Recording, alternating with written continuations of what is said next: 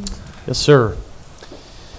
Heavenly Father, thank you for this evening and for the blessing of being here for the good of the city of Sturgis and its residents, for all the things that we will consider tonight, for all that we'll consider in the future. May we do it for the concern of others at the top of our minds.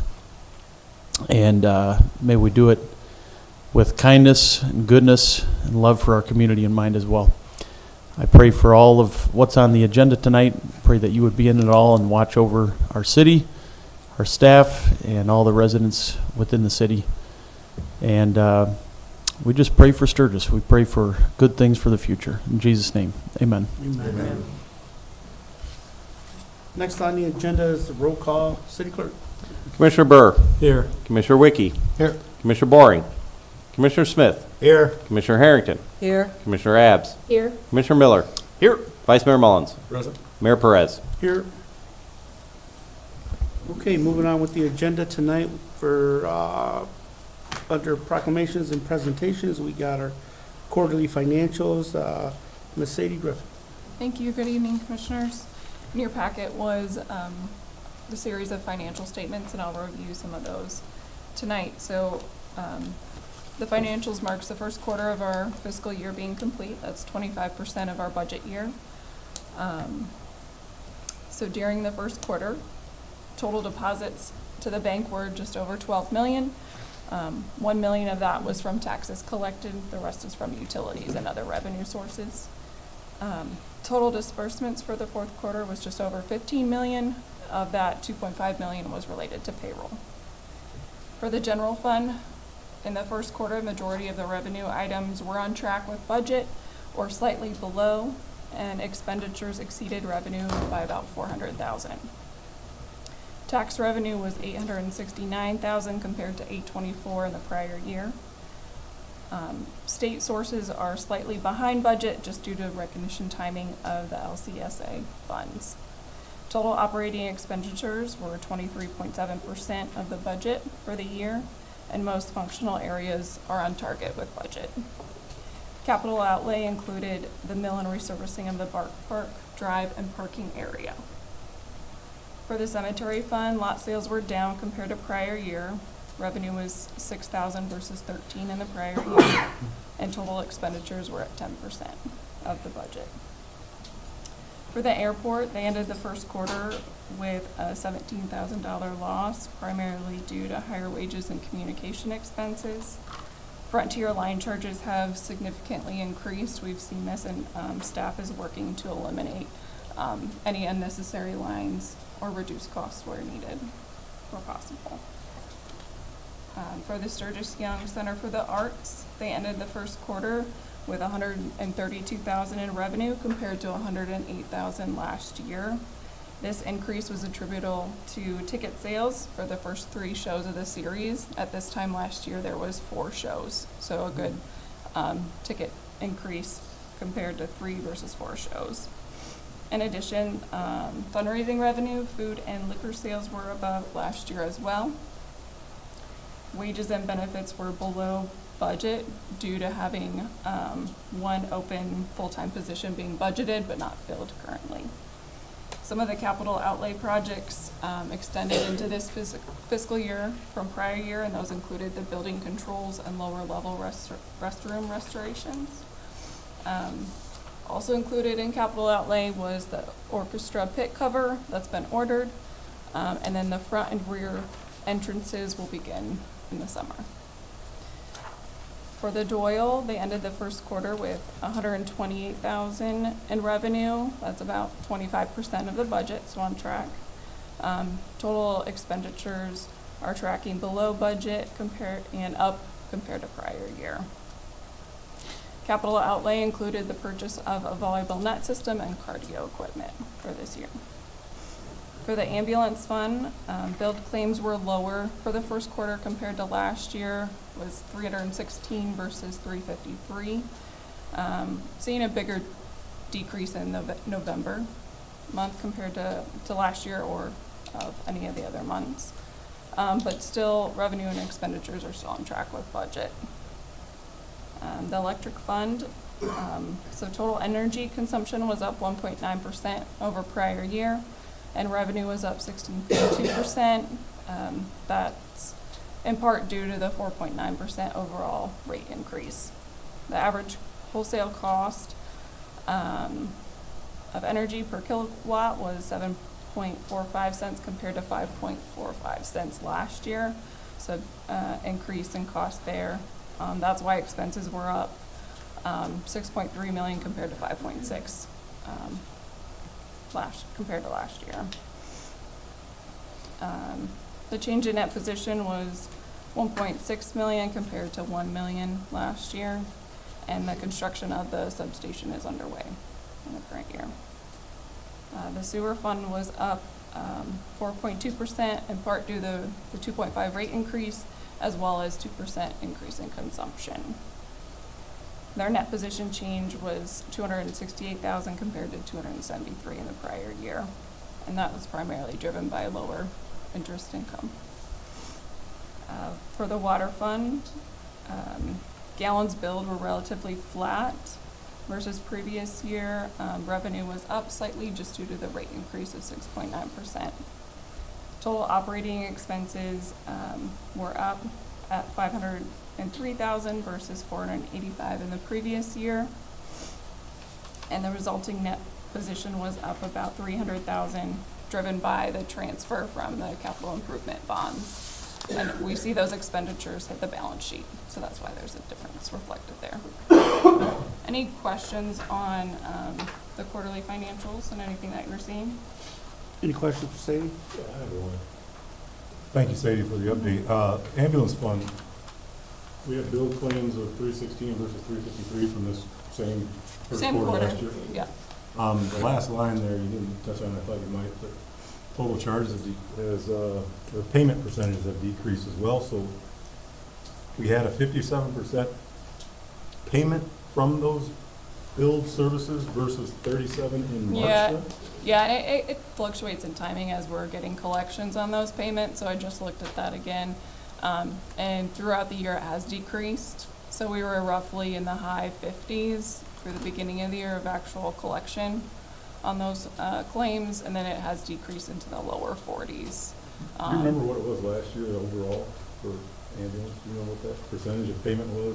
I thought we were talking about a 30 to 40%. Yeah, it's been running a lot higher. So all of calendar last year, I can't recall what the exact percentage was, but it was roughly in the 50s. I would say mid 50s.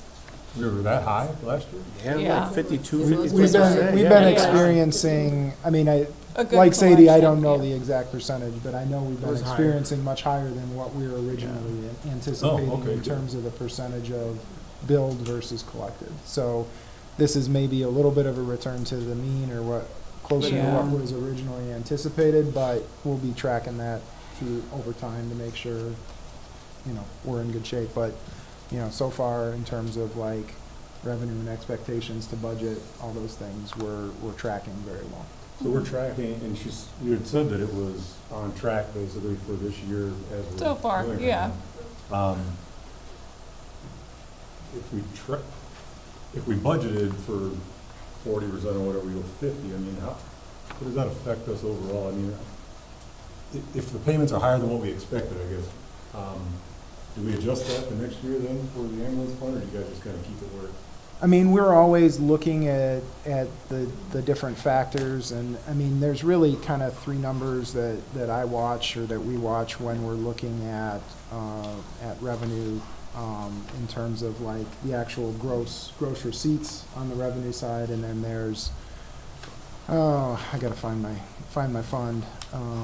Give me 1 second here, because I'll make sure I get the titles. So I guess the correctly. answer would be yes, you would. But yes, we are, I mean, we're obviously looking and adjusting, and last year, like, we saw a discrepancy from what we budgeted to what we were actually experiencing in a couple of these things, which is like the bad debt, and what was And my, that contractual what was my third? write-down. Yeah, the contractual write-down. So those three numbers, you kind of net the gross revenue that you bill out versus that contractual write-down and the bad debt to kind of get to a true picture of what we bring in. I know last year when we were looking at the budget, some of those numbers were out of whack like our actual experience with what we had budgeted previous year. We adjusted those in this budget, and we're tracking much closer, you know, year to date on what those numbers are from a percentage standpoint. So, yes, we're constantly evaluating what reality is versus what we budgeted and trying to make sure those are closer together. Especially with a fund like this where we don't have as much long-term history to see what those numbers come out as. You know, you're constantly evaluating and trying to bring those closer in line. I appreciate the quarter, thank you. Any other questions for Sadie? No? All right, thank you. Thank you. Appreciate that. Next on the agenda is the visitor section. If there's any visitor that would like to make a public comment for items not listed on the agenda tonight, I know we have a couple of people that want to present, so. I'll go first.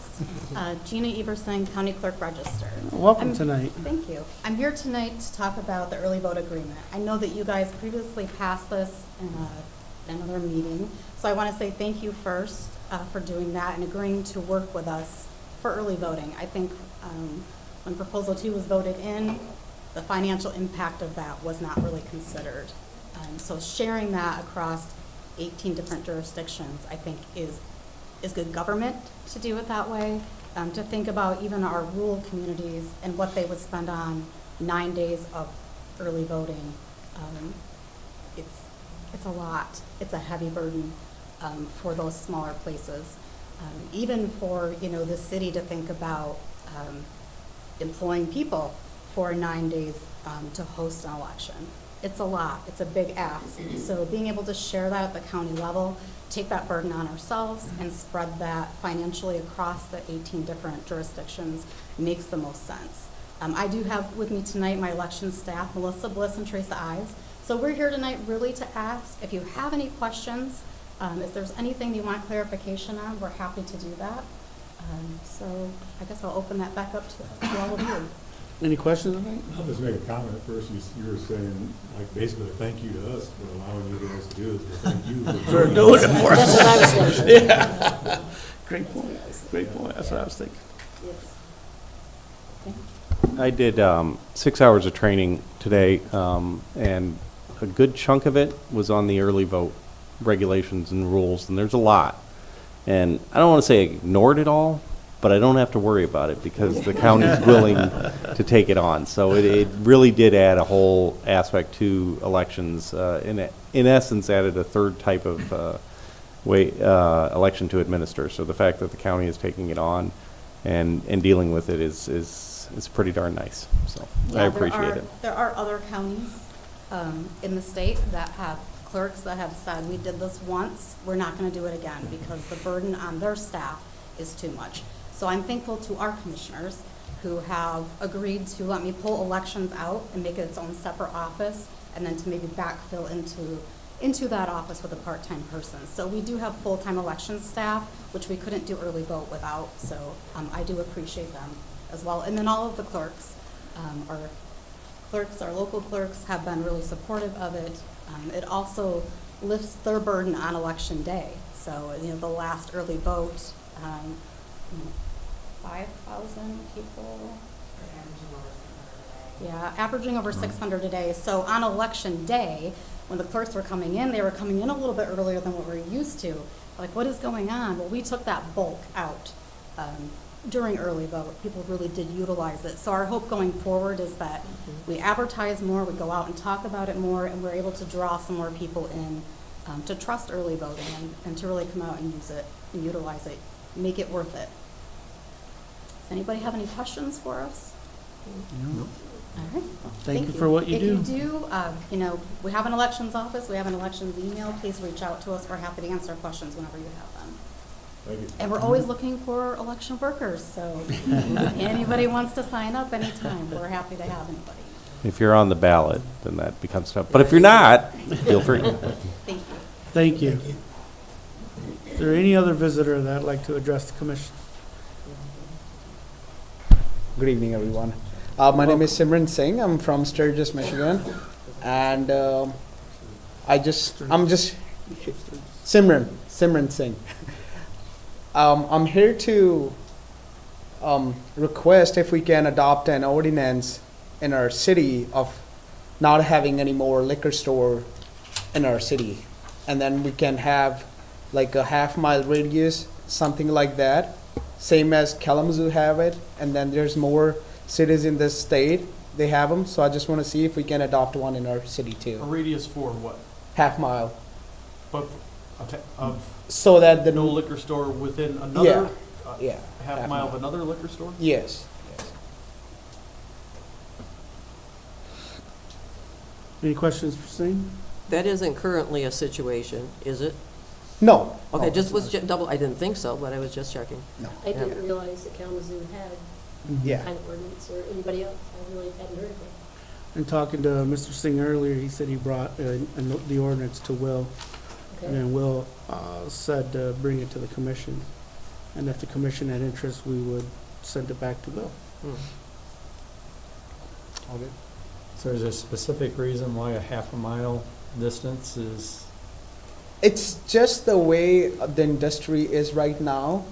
Like, it's everywhere because of the, like, minimum wages going up. And then a lot of the people, if you go to like other cities, like in Kalamazoo, too, way in the back, they used to have liquor store after every other street or every other, I would say, block.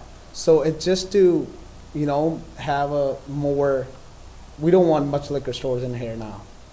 So that's the only reason, yeah. Do you own a liquor store now? Yeah, or- we do, yeah. How many? 3 of them. All in Sturgis? Yes, all in Sturgis. Are liquor licenses by county or city? County. So there's a limit on Class C licenses, but there isn't, I don't believe there's a limit on the cash and carry variety of licenses. Off premises. So, Cash and carry means just go in and pay and. yeah, you could, Take liquor stores themselves are unlimited too. On-premise licenses are limited by population, but. Oh, gotcha. But just to, you know, whether Meijer or Walmart or an individual liquor store, those aren't limited. It's just that. Any, why not just put a moratorium on more liquor stores then? Why say it has to be half a mile and then who's enforcing that? I suppose zoning will enforce it, but are yours within a half mile of each other right now? No. So you'd have to move them. No, I mean, what we can do is whatever we have right now, but it just in future. So if any Oh. new comes in, yeah, Okay, well, thank you for the explanation. yeah, thank you. I know we limit, of course, the medical marijuana licenses. I don't know. Is there any interest? Might be worth looking at. I mean, there's a whole lot of what constitutes a liquor store, because, Alcohol. well, I know, but they sell more than just alcohol. They're not just liquor stores, I mean, there's convenience stores as well, with milk and bread Well, I mean, and pop and Yeah, chips they're- and they're- all the other things. gas Actually, they're- stations with yeah. liquor. Is it anywhere that sells liquor, is that what we're talking about, or are we talking about just liquor Get stores? gassed up in 2 different I ways? think the license that any establishment gets is the same, whether you strictly sell liquor or you So sell, we could potentially, with an ordinance, prohibit somebody that their main money, cash is not from the liquor sales, it's from other stuff, but they would be prohibited because of this ordinance potentially? They potentially. wouldn't be allowed to sell liquor. That would be the way you conceive it. no, I right? understand They that. I wouldn't understand have- that. So they could, if they wanted to open a convenience store, there's nothing stopping no- it from that, but they just Right. wouldn't be allowed to. So That would bear be in how mind. you'd have to. I just think we want to be as Yeah. friendly and open to business as we can, not restrictive, more restrictive on businesses that want to open up in the town. Yeah, you know, the gas station sells beer, and it wants to open up by a liquor store, and it can't sell beer, so, yeah, no. Yeah, it's not, And again, just for clarification, there are different licenses for liquor as opposed, spirits as opposed to beer and wine. So there's levels that you have. Again, neither one are limited, but a gas station may just have you can sell beer and wine, and another one may have a full. But you're talking just liquor stores. Just liquor licenses, liquor licenses? like Anywhere that's sold. off-premises liquor licenses. Do you know what Kalamazoo's purpose is, why they have the ordinance that they have? No, honestly not. I mean, I have one with me right now. Right here. I can give it to you if you want, but I don't really know the purpose. They say a structure set apart primarily for the purpose of religious assembly, which is tax exempt under the law of the state, with which is associated with the structure is not put to any other inconsistent use. So they have. It's a regulation, but it's not a reason. Yeah. That'd be a good question to ask, why Kalamazoo or other cities have that. Yeah, Before we go further. What do we do here on something look like into this, it? Andrew? Do we look into it, or? I mean, that is entirely up to the commission. If you want us to take the time to look into a potential ordinance to go through the planning commission and bring back to you, we're happy to do that at your direction. My question to you would be, so you're saying you wouldn't want within a half a mile a store that sells like almost only hard liquor, beer and wine, Right. within a half a mile of a gas station convenience Right. that sells only beer and wine? Yeah, You would want to restrict that? right. I'm certainly not in favor of more restrictions on stuff. Based on what we have in town today, I don't see a reason to have that restriction. Okay. Yeah, it's really up to you guys. Appreciate it. But I would like to Appreciate it. see the entirety of. I never knew this Kalamazoo has existed At some for point, at least have it to liquor stores either. look at. Say that again, Commissioner Aaron's? I said, I still would like to see what Kalamazoo has and how they put it, but based on what we have right now, we do have full liquor stores, hard beer and wine, within a half mile of a convenience that sells Right. milk, bread, eggs, and beer and wine. But I think you're wanting not to have another liquor store within half mile of Yeah. another liquor store. Right, right. Not But gas I mean, I don't have stations. any problem like selling milk or any convenience stuff. That's not the issue. It's just the liquor store- license. Just limiting liquor stores, period, in Sturgis. Right. Anybody liquor- with a beer and liquor wine. license Liquor is license. what Yes. I'm hearing. That's what I'm hearing. So, What is your purpose for proposing this? It's just the investment we have did in this city, and then if you look like 10 years from now, it's gonna be, yeah, you'll see a lot of liquor stores in Oh. here then. And one next door to the other one? Well, so I hear the argument about car washes often, and I think it's kind of a running joke in Sturgis. And people bring up to me the issue of, well, we have too many car washes, pointing the finger at the city commission as if the city commission made the decision to appoint car washes. And I don't want that role, and I tell people that I don't want that role. And if there are too many car washes, the market, the customers of the city of Sturgis and the communities beyond are going to decide by their own decisions Absolutely. who ought to go. Right. Because of their choices they're making with their wallets. Right. And I don't I understand where people are coming from if they say, I just don't like seeing car washes. Why do we have 7 or 8 or whatever, however many car washes we have? I guess I hear where they're coming from, but I don't want to be in the spot as a government to make the decision to appoint what number of car washes we would have. Right.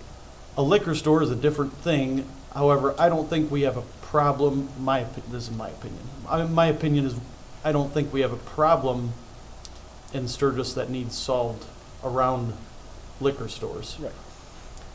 If we did, maybe then we could consider what Kalamazoo's, I'm not opposed to looking at I Kalamazoo's. would like to see it, yeah. And like Commissioner Harrington, I don't mind looking at that. It's always good to learn what is somebody else doing, but I don't see a purpose for why I would make that decision from this one of 9 chairs up here at this Right. point in time, No, absolutely. is my opinion. The one positive that I could see of prohibiting the number would be allowing other businesses to come in that might, another liquor store might take that property that a different business could take, That's a positive to limiting them, What's that? as a positive to limiting, to having a limitation? To limit, like if we just limited with however licenses are in Sturgis right now and we cap that, Cap it, yeah. yeah, to where if a property comes up for sale, that would allow a different kind of business come in. We'll do unlimited in the manufacturing district. So it's something Only we, once. is it something we want to look at or Kalamazoo's not? ordinance is probably on the website, we can all look it up and we Yeah. can take a look at it. Yeah, probably. Yeah, I- it's above my grade. Depends on what, I guess, take a look at it means. I would not like to have Will No. or Andrew spend time, but if I can't find it, I guess if we can't find it, if Will could forward it to us. If you would like, we will find the ordinance from Kalamazoo and I'll send it out to the commission. That'd be- So you can Okay. review That it. could He be already- step number one. he already We can know at least about take- it, We and can then always he'll take a look at it. Take a look at so. it, okay. Yeah. All right, Thank Doesn't you. hurt to take a look at it. all right, thank you. Any questions for you, Lee? Okay, Thanks. all right, thank you. Is there any other visitor that'd like to make a public comment for items not listed on the agenda? No? Okay. Moving on with the approval of the agenda. So moved. So we have a motion Support. and support, all in favor? Aye. Opposed? So moved. Approval of the consent agenda. So moved. So we have a motion Second. and support, all in favor? Aye. Opposed? So moved. There is no unfinished business tonight. Moving on to new business is the Sturgis Neighborhood Program, Neighbor to Neighbor Disposal Day. Mr. Andrew Cook. I am going to very quickly turn it over to Ms. Catherine Myers, who's here to present on behalf of Sturgis Neighborhood Program. Welcome tonight. Thank you. Good evening, Mr. Mayor, City Commissioners. I'm here on behalf of Sturgis Neighborhood Program to share an update on our Neighbor to Neighbor Community Impact Initiative, specifically the Disposal Day. We have hosted 3 biannual events so far since October of 2024. We've engaged approximately 40 community volunteers, so I wanted to specifically thank those of you on the commission and our city employees who have volunteered and contributed to those events in the past. We've served nearly 200 Sturgis residents and removed over 360 cubic yards of non-hazardous waste from our neighborhoods.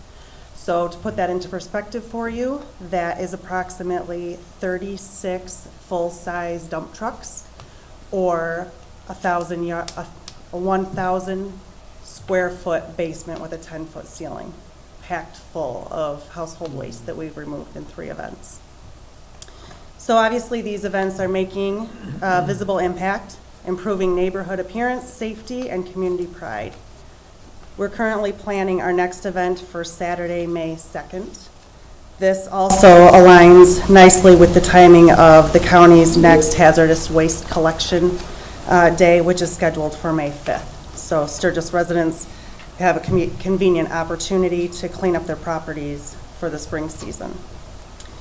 To make the event successful, we are requesting again that the city continue their support through temporary assignment of approximately 3 city employees and the use of city equipment to facilitate and assist with material handling during the event. The estimated cost is approximately $1,000. We would love to invite any interested commissioners and to volunteer or participate in the event. And again, I wanted to thank the commission, Mr. Mayor, Andrew, for your support in the past of this event and your continued support in the future. Do you have any questions? Any questions? I asked last year when volunteering if I could operate the loader. I was told no. The answer is still no. Okay. Respectfully, Mr. Smith. Tom, anything to say?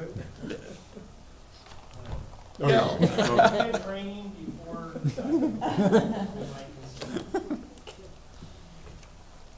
Mr. Mayor, I move that the Sturgis City Commission approve the Sturgis Neighborhood Program Neighbor to Neighbor Disposal Day on May 2nd, 2026 at the PSEP facility as as presented. So we have a motion Second. and support. All in favor? Aye. Opposed? So moved. Thank you. Thank you very for coming much. tonight. Next on the agenda is the compost site policy. Mr. Tom Sikorsky. Before Tom gets up there, I'll apologize. I saw in the packet that the red line did not come through on your packet, so I apologize for that. But I think we did a pretty good summary of the changes, and it looks like Ken's got the red line up there now, so. Evening, Mayor, Vice Mayor, Commissioners. In your packet is something that hasn't been addressed for quite some time. The compost site policy was last comprehensively updated in 2013. Since then, the nature of the site, use, expectations of users, and regional practices have evolved. The proposed revisions clarify operational procedures, improve site management, and better align our site with regional policies.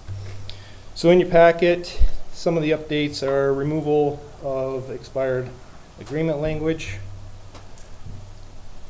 updated residency eligibility, non-resident compost passes limited to individuals are now residing within St. Joe County.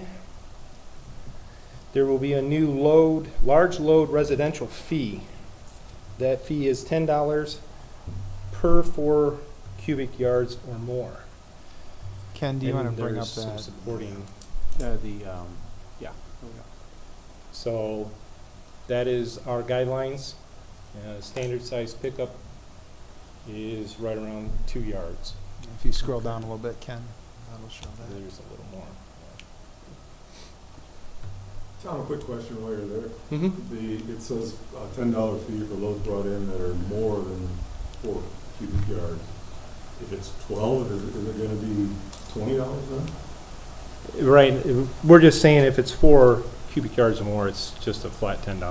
No matter how much more? Up to 50, I think I think- 15 is what's in Yeah, the. up to and then up to that's- 15. That's the maximum we would accept at one time. For $10.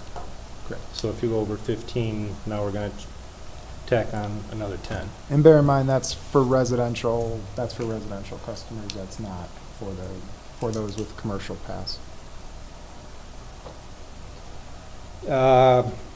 Commercial user clarification, so commercial users must operate within St. Joe County and have a verified address, business address registered with the state of Michigan. Commercial users will be limited to the hours will change from 24/7 to 7 to 7 daily. So they're going to get a 12-hour window of operation. The operation of the clarification of the season, the compost site will operate from April 1st through December 31st. Residential passes will end beginning December 1st.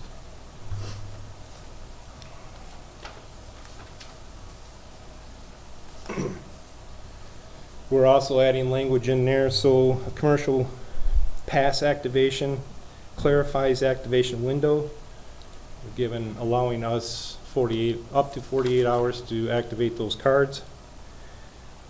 Township pass administration, it updates to the township pass distribution and billing to reflect actual procedures. Material rules, we're going to a 6-inch diameter size for branches and logs to be brought in by non-city crews. Root balls, garbage, concrete, and construction materials are still prohibited.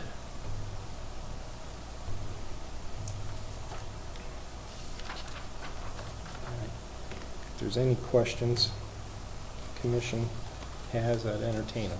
Tom, I got a question. How does the policy address individuals with a vehicle plated any other state than Michigan?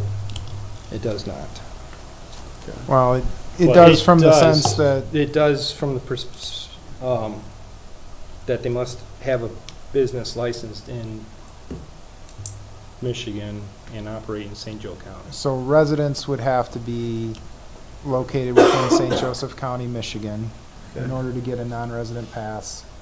And they would have to have proof of that. So either their driver's license would be the one that we would go to, and then we'd have to verify that address was indeed in St. Joseph County, Michigan.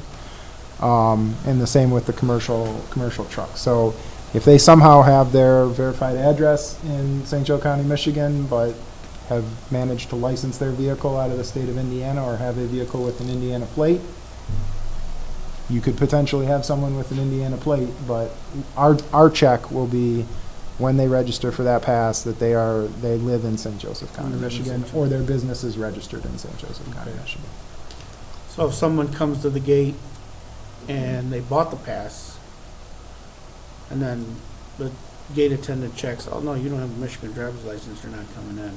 If they bought the pass and there's a pass there, Yeah. I mean, They if have a he's pass. suspicious that the pass is not legitimate, or they're not in the right vehicle, or they've handed the pass off to somebody else, he should be able to check that that pass was legitimately issued Okay. and who it was legitimately issued to, Okay, all right. and which vehicle it was legitimately issued to. All right. Any questions for Tom? Yeah. I didn't see in there where it addressed mixed loads, where they put a bunch of brush in the bottom, then cover it up with leaves, and dump it in a leaf pile instead of the brush pile. And Yes, that has been a problem, and some of the contractors have been good, but as of Friday, when we shut cards off so we could come to ground zero and determine what was going on, there's still cards that were active, and we ended up with a pile of root balls. So my task the rest of this week is to scroll video and see who made it in there and potentially shut them off. And part of this policy does state that we could ban them from any further use of the site. And another question. You got one permit per vehicle? Is that even, does that carry over into commercial? A commercial contractor can buy his pass for $850 if he's outside Sturgis, and then buy an additional pass for $50 each. So, So- how many trucks you got, Craven? 3?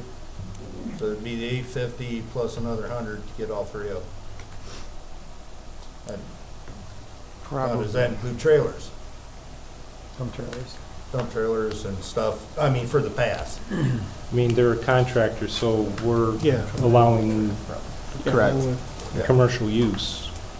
All right. Well, I mean, I didn't know, like, 3 trucks, extra money. I didn't know if he had, 3 trailers with extra money on top of that.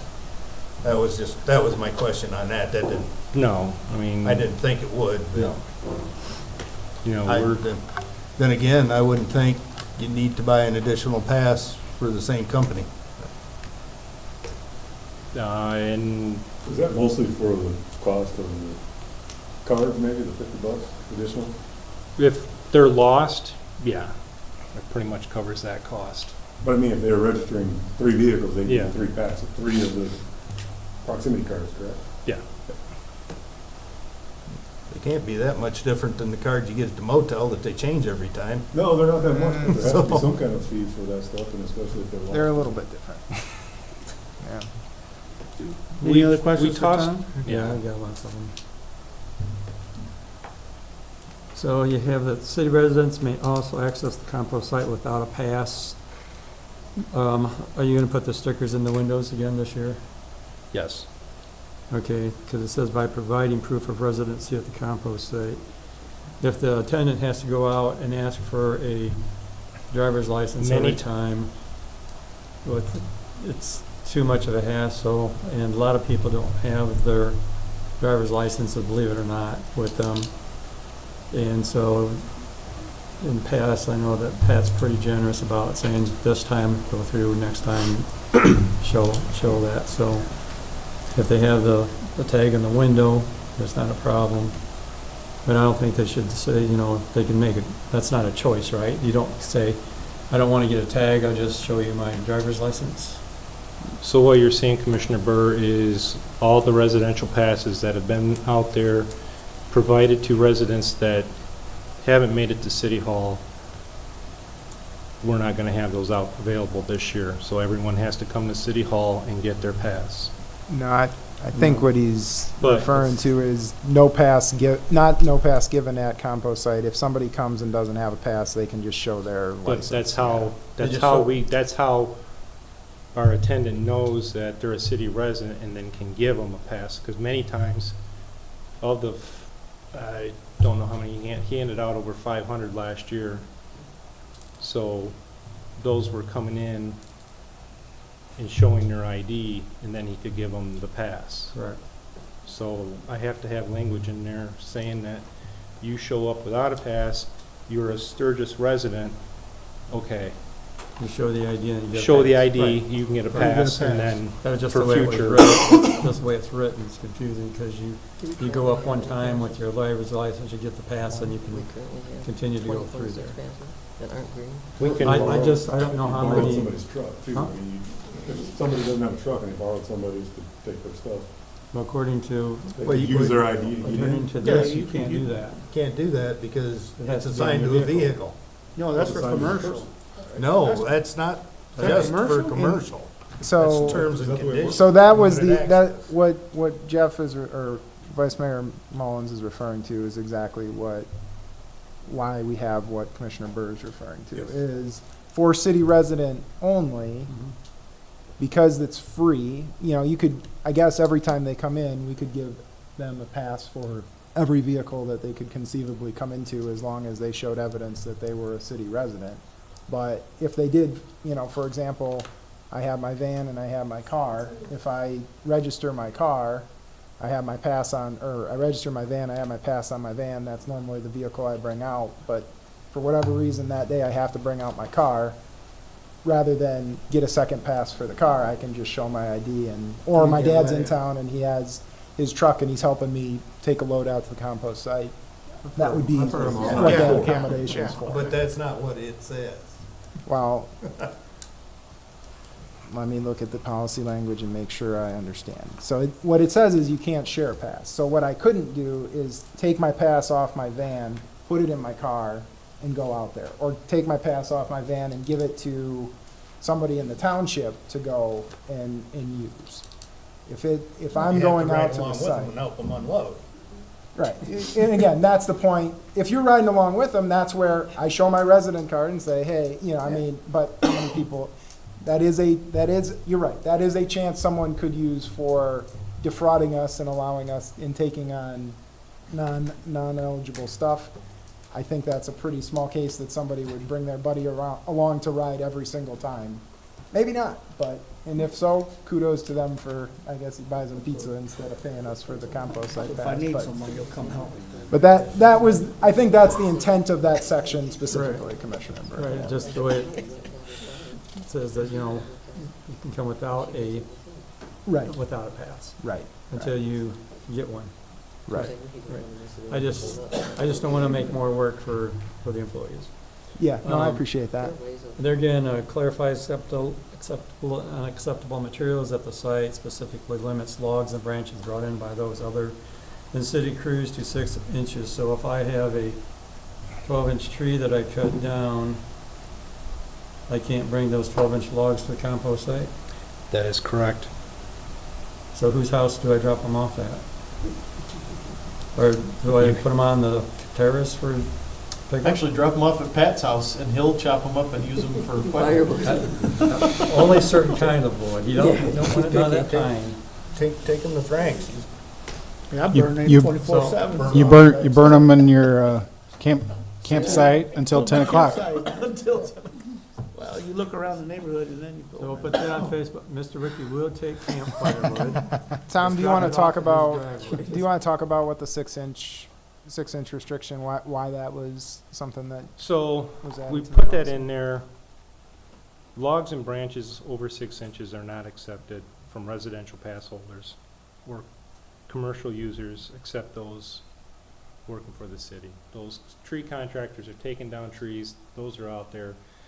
The reason I'm limiting it to 6 inches is 6 inches is the largest diameter that I would safely put through the beast to grind it. So that material gets, when it gets dropped off, if it's in the brush pile, that's fine, because it'll go through the beast without any issues. What we were finding is 8 and larger logs, those diameter logs, be buried in the brush. We had a situation a couple years, 2 years ago. We go in, take care of the brush, and the log snapped up because the operator didn't see it come up and busted a light off the loader. So contractors that are coming in, putting the big stuff under the brush, are causing a lot of grief and operational challenges. So that's why we're limiting it to the 6-inch diameter, because it'll go through, it can be in the brush pile, and we can handle it without any issues. So my problem with that is, like you say, you can hide that underneath if you're bringing in anything. You can hide that under, put the logs down, you put your brush over the top, drive around to the backside of the brush pile and dump it. And we know that happens.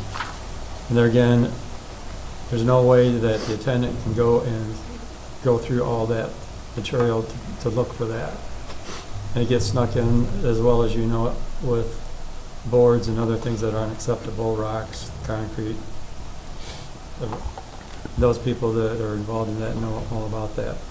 That's part of my issue too, is that the biggest problem, as you know, is all these outside companies, outside the state, outside county, they bring in dump trailer fulls of logs by their tree services.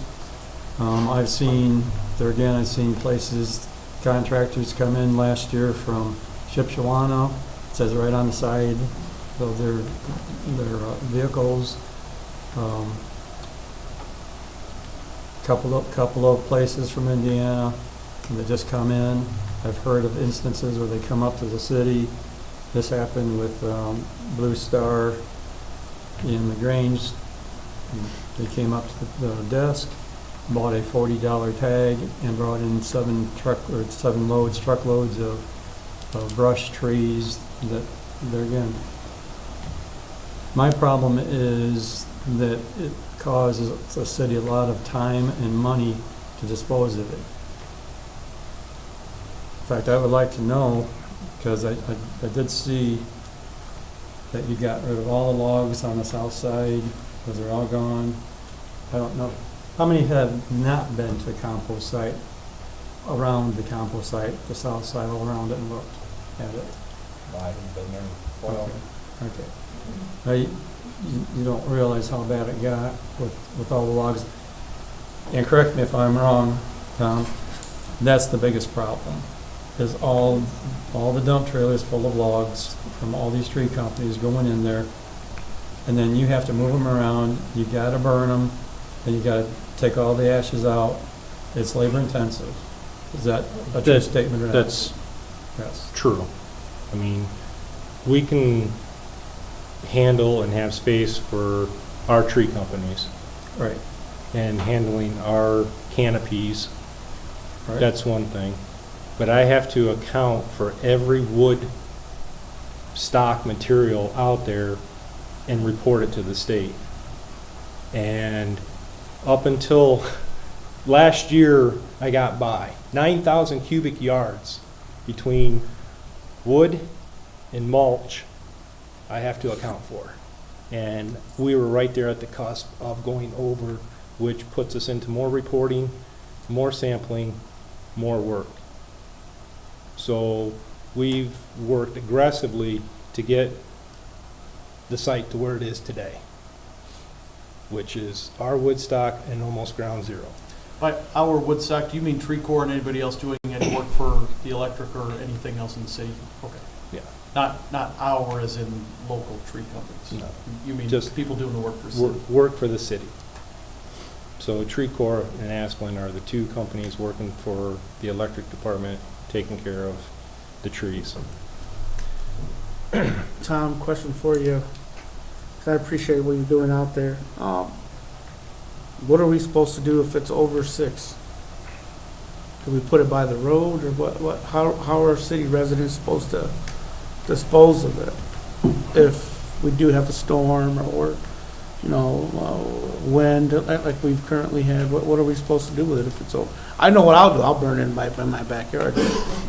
And not everybody that else is, burns.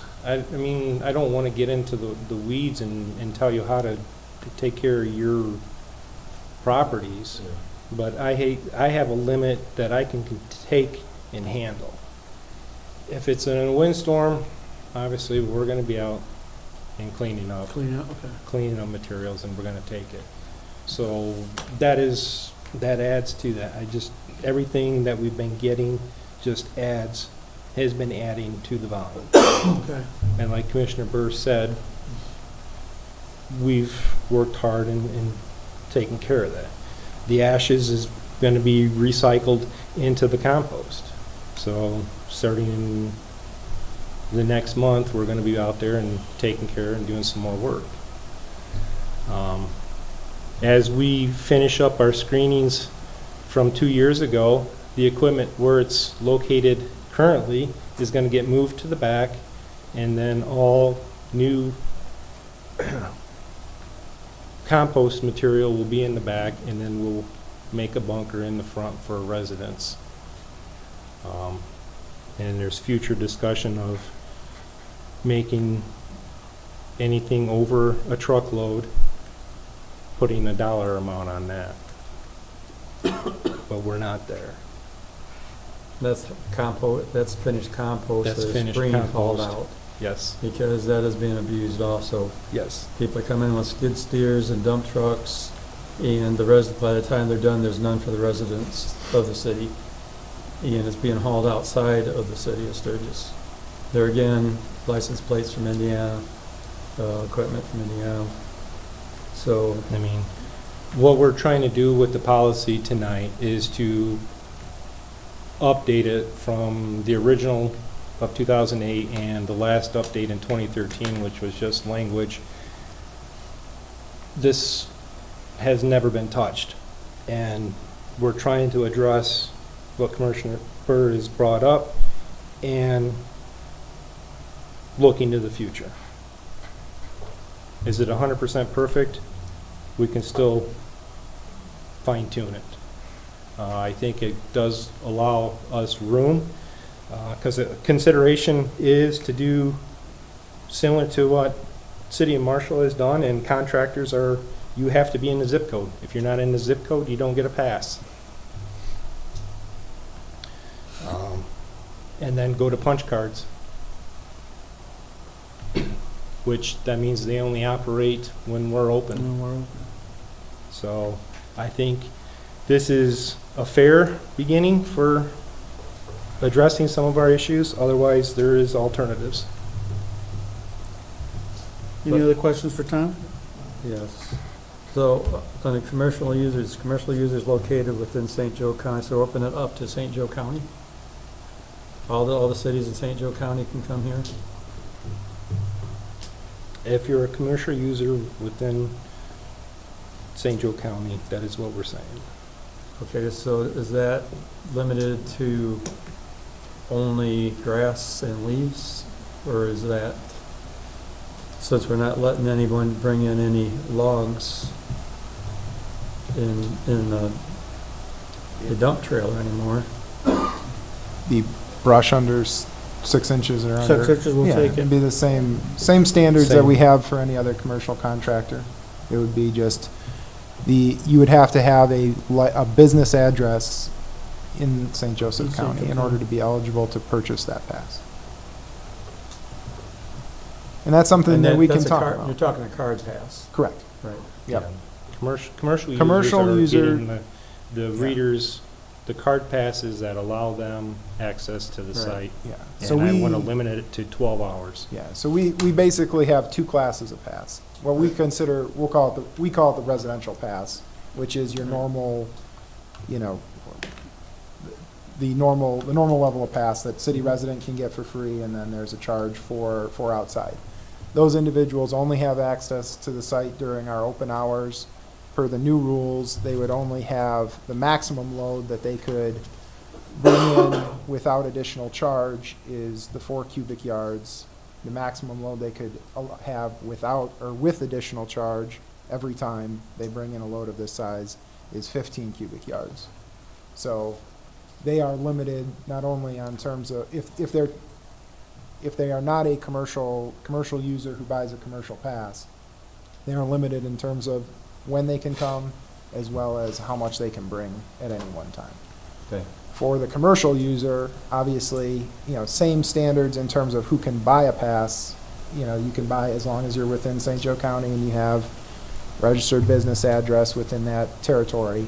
There is no more size limitation, and then your time limitation is 7 to 7, Monday through Sunday. Does everyone understand? Do all the commissioners understand that? Absolutely. Okay. Now, during the day, you don't have to use a card pass because, of course, the gate's open, so you just drive in. How does the attendant know that this truck has bought in this and just comes up and drives through? How does she know that that's got a pass to come in here? That's not just some truck from wherever. Sure. I mean, I guess the one thing that we would look at, I don't know if we've ever had to brand or put any type of sticker on the actual pass that the truck has. No. That's something we could certainly look into, is making sure that that's there. And so then the attendant would have to ask if they don't have a sticker, their ask would be, do you have your 24-hour pass? Show me that. Yeah. Or not 24 hours, excuse me, your commercial pass. Show me your Lara business business registration. And that's the biggest problem that was last year, was people coming in and unless he stops and asks for an identification, well, he's not from the city, or he's not from Sturgis, but your driver's license, unless you look at, you know, the address, and he knows, unless you know all the addresses, sometimes they don't Yeah. know where the lines are. And that was one I thing. I have part of the solution right now, Commissioner Burr. As contractors are coming in and buying passes, they are given, they're either renewing their card and card numbers, and we know who they are. So we can get Well, a lot that of them list are. from the clerk's office, Sure. have it out there, and say Craven Craven has access because he's, Right. so that, I think that's we can help that. And there again, We can provide a list out there of who has purchased passes. that'd be a great idea. There So, again, Pat's been out there a long time, and he knows the usual, you know, commercial, local people. It's just sometimes trucks come in with yeah. with a dump trailer, no identification, just drive by and wave like they've been there before. And yeah, I don't want to see that happen. I don't want to see Sturgis ending up on the hook, because it's labor intensive. You guys worked at it all winter. I'd like to ask, but I don't want to, how many hours and how much money we've spent. Do you really want to know? Do you have it handy? I did ask Tom to look at that that information, so he probably has it. I just want the No. commission, Yeah, I no, have it's a a fair good question. idea. I want the commission to know, because I see a lot of it, because I'm out there a lot. Yeah. So, for current fiscal year, we have spent over 858 hours On the compost site? Brush and leaves. Wow. We've just made one work order, and I called it brush and leaf pickup for fall. And I have How many hours you say? 800 858. 850. Well, I was kind of looking Wow. more to what you've done out there by moving around all these logs that have been dumped over in the last year. Well, I won't even go to all the logs that have been sitting there before you got here that were sitting there. Just the logs that in the last It's 2 years you've been here. It's that been have come in. it's been a struggle, and we've been aggressively attacking that site because there's been operational challenges and trying to make flow better, make space, and another big key component is the Beast. The Beast is an expensive piece of equipment that we share with 3 other municipalities. And we took a big hit last fall, and it had to be rebuilt. And it come at a tune of $14,000, almost $15,000 a municipality. Wow. And it just got put back in service a month ago, and we are next on the list. Marshall just finished up this week, and once it goes back, gets re-inspected, then we can pick it up, and then we can start tackling our brush pile out there. Which one left it to us for repairs in bad shape? Which one? It wasn't just us. Everyone shared. So if you take $15,000 and multiply it times 4, there's the final bill. Well, I know you wanted to get it back and it was in bad shape because someone didn't fix it when they were supposed to. What's the? And then that happened. Which city was that? We weren't the municipality that it broke on. All right, I understand. Good for us. But I heard it was cold water. You know, if No. the city, No comment, Tom? Is that? The truth is the truth. The truth shall set you free. Yeah, well, You know, there's three others of us in Okay. this What that are share. the 3 cities that we share with? Let's put it that way. We share with Marshall, Three Rivers, and Coldwater. So 4 cities. 4 cities total. Yeah. There's 4 total. you know, if the city allowed me to burn till midnight, I can help you and pick up some logs and help you there, but I can't. I'm handcuffed at 10 o'clock. And I'm playing devil's advocate because this doesn't apply to me anyway, but I don't want to see the city get stuck for people coming from out of state, out of town, And county, whatever. That's what we're trying to And the address. city having to spend the time and the money and resources to clean up other people's messes. And believe me, with that many hours and been logging the hours, I agree. I can't afford to spend any more time out there than we are because we have 150 lead services to tackle this year. So It's been nice weather. we've started. I'm sure We've you- started. We've been taking some of the low-hanging fruit and dealing with that while we wait for our bulk of our parts, but after brush pickup, look out. Any other questions for Tom? Tom, thank you for the presentation. Thank you. What's the wish of the commission? Oh, Herb? Comments. Yeah. Matt Craven from Craig Lawn and Snow. I understand constraints and things that happen out there at the compost site, but limiting us contractors to 7 PM is going to be really hard for us to do for our customers for the fall season. So, I mean, the 24-hour access is nice. I've been there many times at 8, 9 o'clock at night because we're getting a lot of work done, and that's just the time we have to go around and pick up leaves from our clients, so we stack them up and get them ready. We come through with our leaf collection system and suck them up and then take them out to the compost site.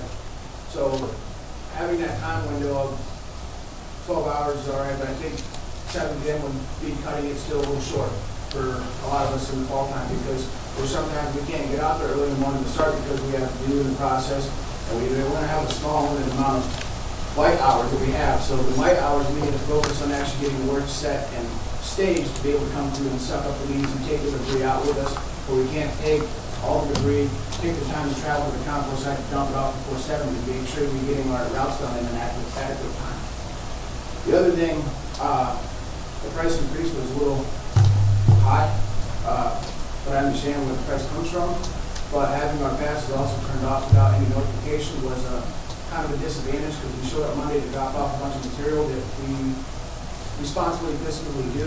We weren't allowed to have access until we're not allowed to have access until April 1st.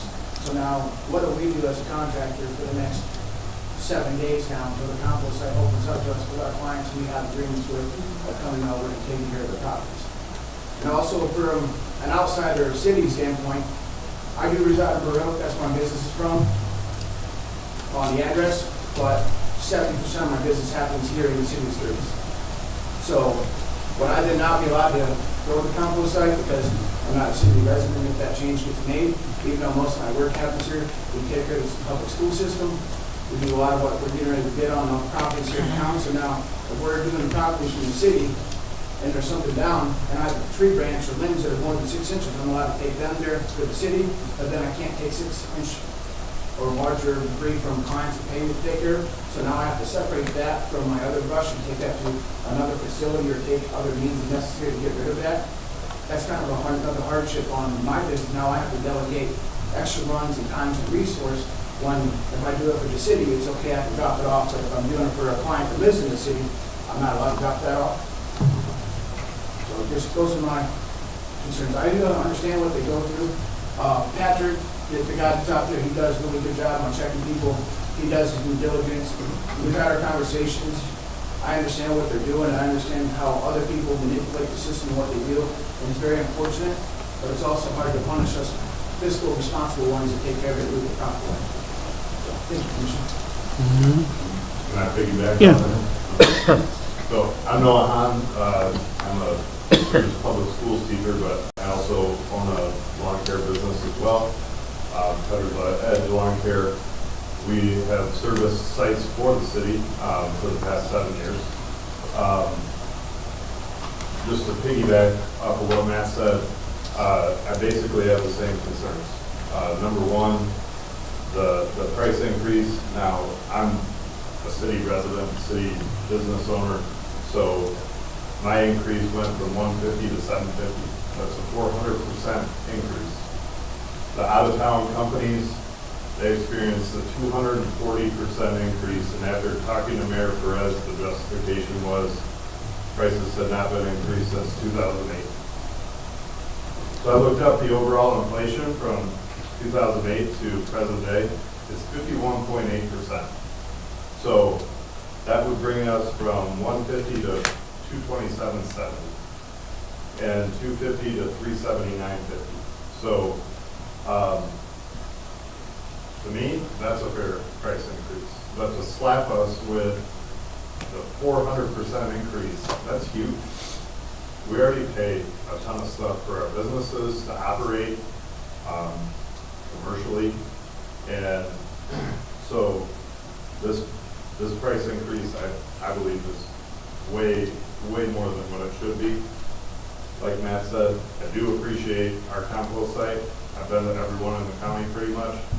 This is the cleanest, it's most well maintained, so I do understand that there's things that go into it, but it's also not our fault, and we shouldn't have to bear the burden that the city has decided not to increase the price for 18 years.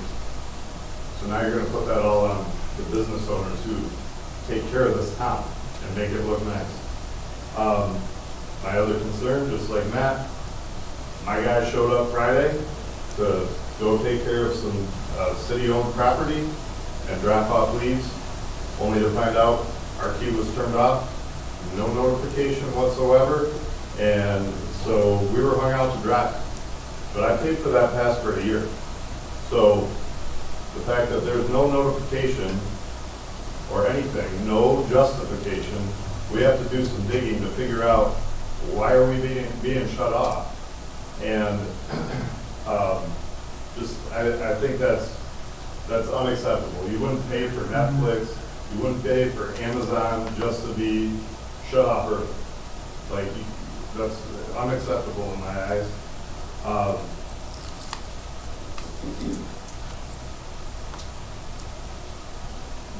abuse that goes on there, I can tell you, one of the things I talked to Mayor Perez about was a solution in my eyes. There's cameras out there already. So why not utilize those to figure out where the abuse comes from? And let's lock them up. Because I can tell you the commercial landscapers that are within this town, that service this town, we don't want to lose our passes. That's our lifeblood to be able to get our job done.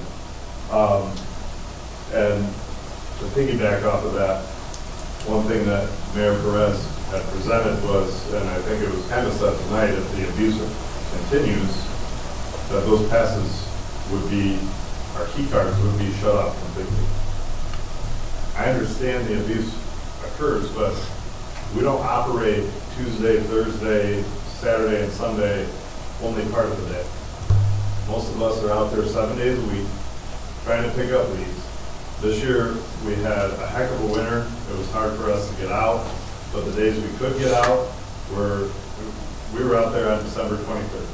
So if we're limited to when the compost site is open, well, the compost site at this point shuts down the Monday before Thanksgiving.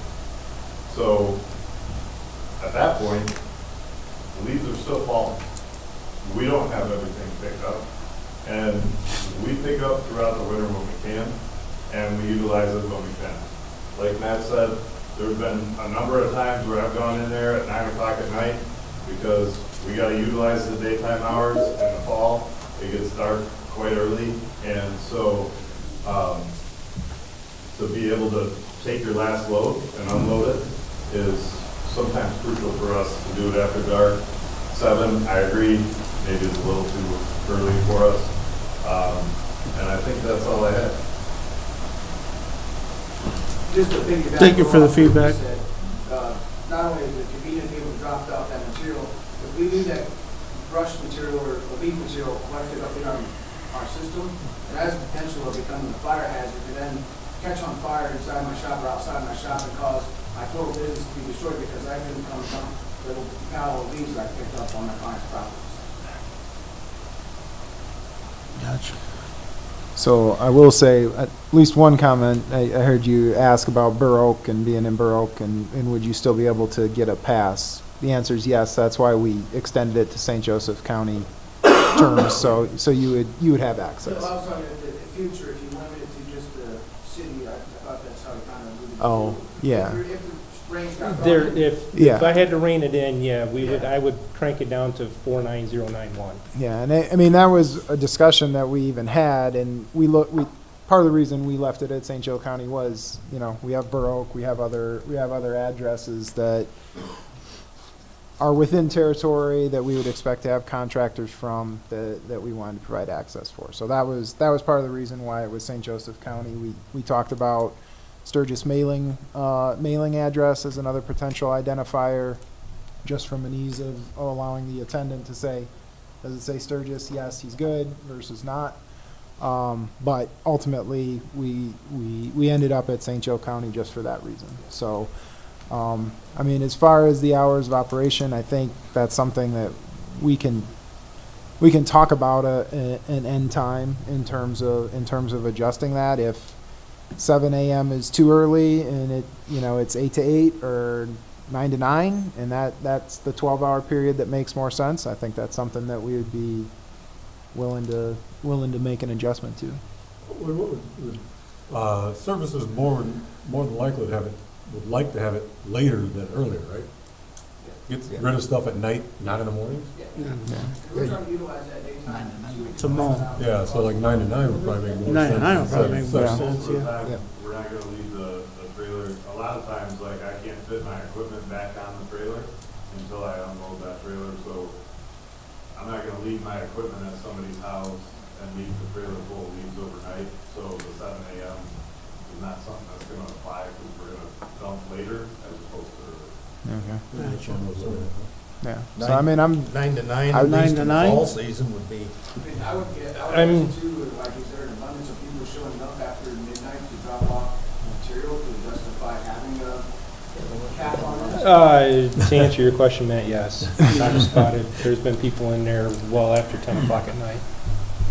Well, do we get times, this is probably discussed in the past, do we get timestamps on when the card's accessed? Or Yes. Okay. Yes. Okay. I got a timestamp, and then I can quickly look at cameras too. Right, to verify. To verify. I didn't know if it just relied on cameras. No, and to the cameras, yes, a third one was added, but I still can't see, because once I get, that brush pile gets so big, everyone goes around to the backside, and I can't see. And I don't have enough elevation to get it up, so I'm looking down on everyone's boxes without putting in another pole.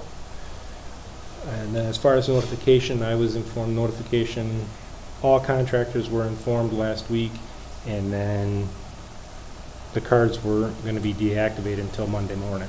So I don't know what happened last week, but I don't control the cards. So But we did communicate?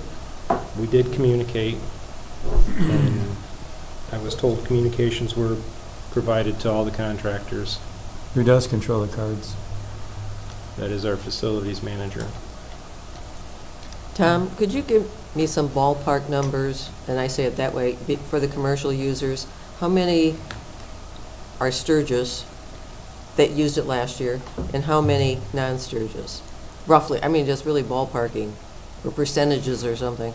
As far as commercial users, Yeah. I didn't look at that. I was looking at Okay, no, I was just kind of curious what how it many. cost me to operate the facility. Yeah. I No, I mean, was just curious how many Sturgis users we had versus outside users. I mean, I can't remember where Okay. we We can ended probably with get that. No, I'm residential just, cards. yeah, I don't need but exact. I didn't know if it was, well, we got 3 in town and we have 30 commercial users? I mean, But that there's- doesn't really matter if, No, I was just no. wondering who's using I them. understand, but there again, Lawn care in general, there's probably not many located within the city. That would get the city rate is what I was Yes. wondering. Well, yeah, correct. I would guess that there's not many lawn care companies right directly in the city. Right, yeah, because I see a number servicing, but, yeah. A lot of them are surrounding, and even some that come from Three Rivers. So, I mean, countywide, for sure, we have quite a few that service inside the city. Tom, are we the only compost site in the county? No. No. No? No, you have Three Rivers, but Three Rivers seems to limit theirs to residents.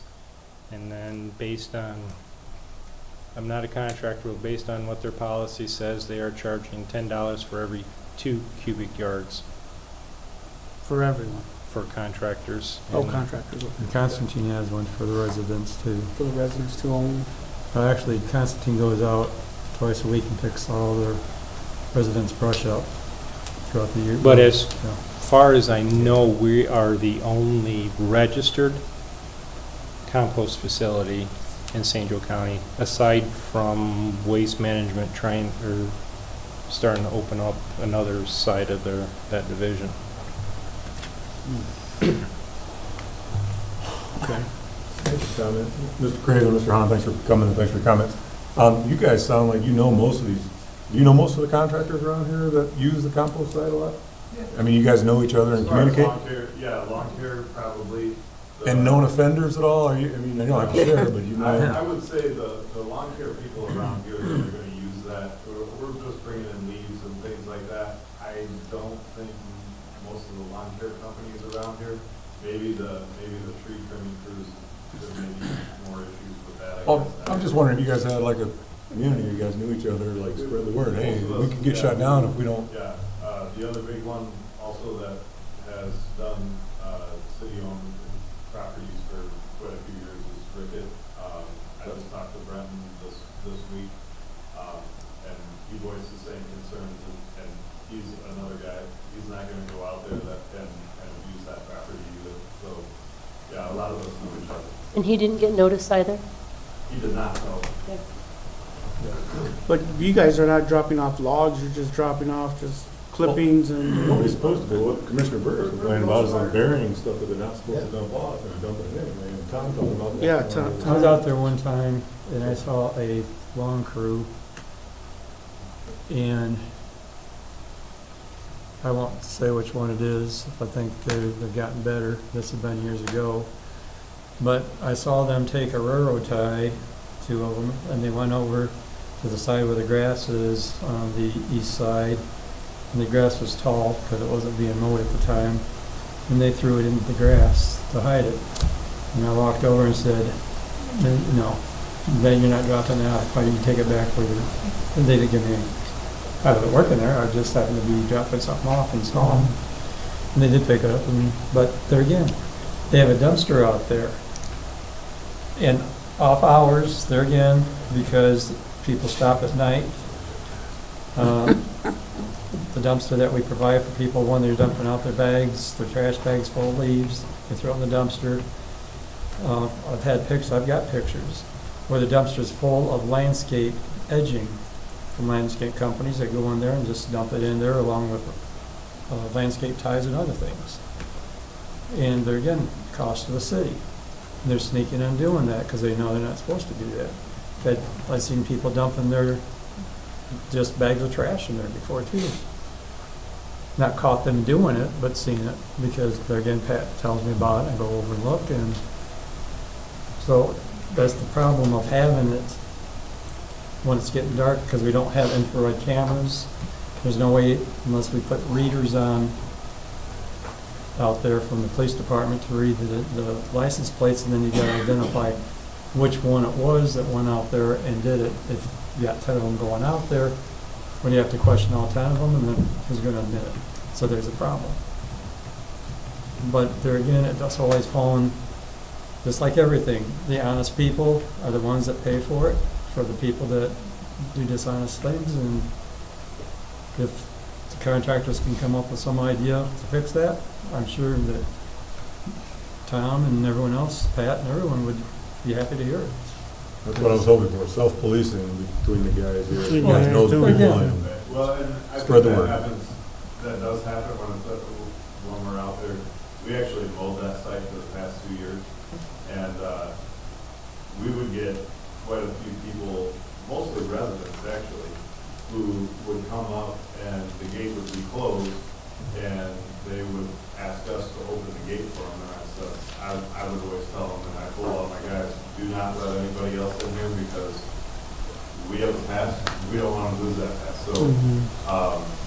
So I think, you know, we do kind of look out for that, and especially mowing that place for the last 2 years, we want to make it look nice, our name's on that, so the trash, everything, we see trash out there all the time too. So I think that some of that stuff is coming from residents as well. And maybe we, as a resident, maybe we tax the residents. We've done, we have the recycling program. Why don't we charge residents for it, I guess? And instead of putting all the burden on the companies that do take care of city-owned properties or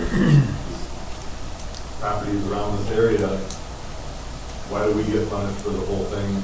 Residents are doing this as well, so. I don't see it as punishing you, I just see it as there's. Well, it definitely is a consequence. It is a consequence. It is a consequence. It's not a punishment. It's a consequence. Yeah, but you'll pass the savings on to your customer, I'm sure. Well, we're gonna have to. At Yeah. $150, I never charged them more for a dump tax. But at $750, now we're gonna have to. And it is the city's fault for not updating it yearly. Well, it's been a long time, We're looking at but I don't remember inflation being the reason last summer for the raising of fees. And again, it's been since June and July since we workshopped The the budget. fees of all the fees. I don't remember inflation being the reason that was discussed. I remember a discussion about the fact that the compost site is a money losing entity. We heard the man hours that Tom shared. And I struggle a little bit because Matt, no, I don't think there's a perfect answer to the question of if the city has a compost site, should it pay for itself and be cash neutral? We're not doing that.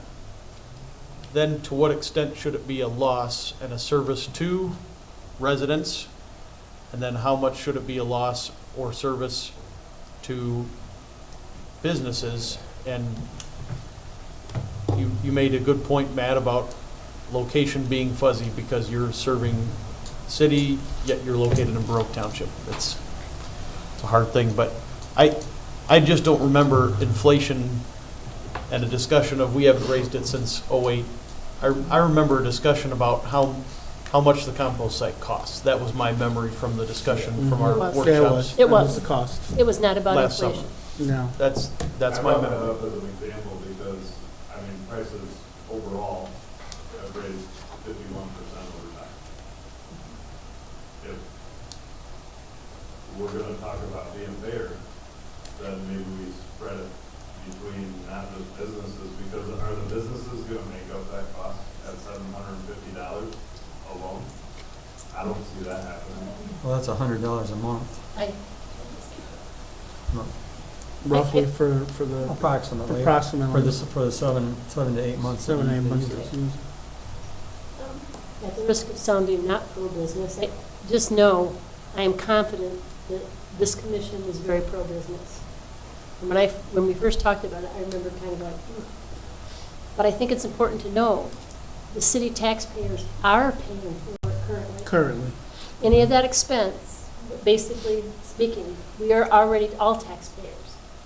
So therefore, those who use it more for business and for profit, maybe, I guess I would question that all taxpayers should pay for it. Because I don't think all taxpayers are using the compost site, but they're still paying for it. So I throw that out as something else to think about. But believe me, both of you, this is a very pro-business commission here and take it pretty seriously. And I think that we've had a lot of discussion about maybe there's also a possibility, I'm certainly, and this commission is willing to say if there's something that would be helpful, you know, at the time, just as I think Vice Mayor mentioned, if that is better, it's something that we discuss, not making promises. So I just want to reassure everyone that this is pro-business, but to say the taxpayers, they're already paying. You are as a city resident. Well, You are. I agree, but then, Yeah. like, it hits the businesses. I can Sure. tell you right now, Sure. when I walked into this meeting, I can tell you, you can say you're pro-business, Well, but then we are. when you, and I get it, when we get the sticker shock of a 400% increase, it doesn't feel that way to me walking in. At least gradually rip off the Band-Aid, but this was a huge shock all at one time. I'm sure. And so, And I'm going to point out too is that we're not trying to operate to make a profit because the only department in the city that makes a profit is electric. They're an enterprise system. If we could break even, that's my motto, that's what we try for the SYCA. If we can break even, we're doing fantastic. Because the police department's not making us money. The street department is, and no department's making us money. But we're trying to not burden the taxpayers with everything. And yeah, it should have been brought up gradually. If it had been brought up $50 every year, it wouldn't have been a sticker shock. It would have said, well, okay, but considering everything that's happened over the last year, and you've been in that compost site has never looked worse. Do you agree than the last year or two? yeah, there have been quite a few Right, logs in the back, because- but I will say, out of the entire county, it still has looked the best. Yeah. So I haven't been to, the only one I've been to is Constantine for different reasons, but and they have a very small one. But, and Pat takes great pride out there too. yeah, He goes far and above, and he is frustrated with it. and I know Tom does, and I do. I think it's one of the gems of the city, and I use it quite often, and I see a lot of abuse. And we're not trying to make a profit, or we're not trying to gouge anybody. And if you live in Bronson and most are Mowens, it doesn't bother me. You know, but if you live in White Pigeon and you're mowing Klinger Lake and Island Hills and then coming to Sturgis to dump it, then I think you should pay a larger price than somebody like you who lives in the Sturgis. You are paying taxes. You should get a break on it. So that's my opinion. Commissioner Harrington, I think you were asking, like, how many are outside St. Joe County, and we only have a few. Just a few. From what I can see, there's only a few contractors that had passes that were outside of Indiana. St. Joe County. Okay, well, yeah, I saw one Indiana What got and me a few outside. Because we are a registered compost site, are we required to, I mean, can we still be selective as to who uses our compost site? I think We're so. just being a registered site just means Right, it doesn't- our volume is large enough where Eagle is, Mm-hmm, right, yeah, we've talked So about that in the past, about all the that other is, things. our volume, we're operating as a medium-sized facility. Right, So 9,000 cubic yards is the max I can have out there. Or you pay more. And then we jump More into a reporting. different, we jump into but then, the, but there are no restrictions on on which commercial users we say can use it or can't. no. So we could be selective, like you said, Banda. And we could say, I'm just giving this example, because I have no idea who's out there. The only ones let's say, could be a 10-mile radius of downtown Sturgis. And that's it. Those are the only ones we're going to let use it. We could do that. I'm not saying do it, but could we? There's other options we could do Could, that but are we could more use aggressive to- than what we Yes. proposed. To tonight. limit the amount of stuff that winds up in our, Yes. yeah, Yes. okay, that's all I want. I I mean, have no ideas what you would do, we but I could- just wanted to make sure we could do that. Yeah. Worst case, I could shut it off to all commercial contractors, and then it's just the residents. And then it's open Tuesday, Thursday, But then the Saturday, residents who Sunday. use the commercial ones wouldn't be very happy because now they wouldn't have service and, yeah, I know, it just goes on and on. No, that was, we can do what we want and then live with whatever we decide. We Okay, were- thank you. Yes. I appreciate both you coming out. I think, Mr. Hahn, when I talked to you, I shared what I pay on the first of every month before I go in and turn my light switch on. And I have to constantly battle what subscriptions I need to requote, what carrier I'm gonna place my insurance in and my E&O. I mean, it's a constant battle. It's the cost of doing business and it stinks. But I would like, if we make changes down the road to such policy, to maybe include you guys to give us some feedback as to, you're the ones doing it out there every day, would maybe help us put something together down the road if you're open to it. I've made a note where to include stakeholders. Yeah, stakeholders, yeah. And I am disappointed as you are for not being notified. I mean, Tom says they were notified, you're saying you're not. Disappointed in that too. I also agree too, is that when we have nice weather, we should be opening up, maybe not every day, but maybe selected days a week, or weather permitting. I mean, I know I've already got 30-gallon trash containers full. If I threw them on my truck, I'd probably have 2.5 yards in there already, and just clean up my yard. So, yeah, I'd like to see it open sometimes earlier too when the weather's nice. This year's been a little bit crazy, but in past years we have opened it up beyond Thanksgiving, as I'm sure you remember, and we've opened it up before April before. So it's weather permitting, and I think. Do I understand this right? I don't remember which one of you mentioned the date, because it was like last year. My yard, was late, but it says December 31st. Contractors, For contractors. contractors' passes will Okay. be operational. Till December 31st. So- Which is a difference now because it had been operational all through until March 31st. So again, we're losing services that we had before. I've been out in January and February before because when the snow flies and we have leaves on the ground, then we're kind of stuck. And so the first open days that we get, we have to utilize that. And so it is helpful to have that ability to go be able to dump even in the winter time. So there is a motion to be had on this tonight to approve or not. One thing that I heard that might be the easiest would be the hours. Do we want to discuss that first and make that part of this now? I would like So to we see don't- it. So we don't have to 9 to 9. bring it back again just for that, if it's Yeah. gonna work Yeah. later in the day. We could to we could later. amend it 7 to 9. I've seen contractors come in at the crack of dawn, and we can open it at 7 a.m. That would I be mean, I've had perfect. contractors in at 6, but So you Let really me- could go 7 to 9? I would 7 I to 9? would be comfortable going 7 to 9. Okay. I would 7 say, and I would say you could approve the policy as amended with that Or change, 7 and that and would 9. be, Let's say, No? you Matt? guys, that sound good? No.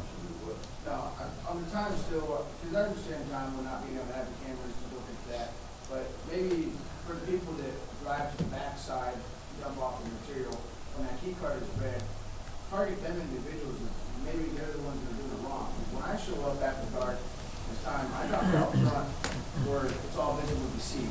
Because I don't want to get blamed for that.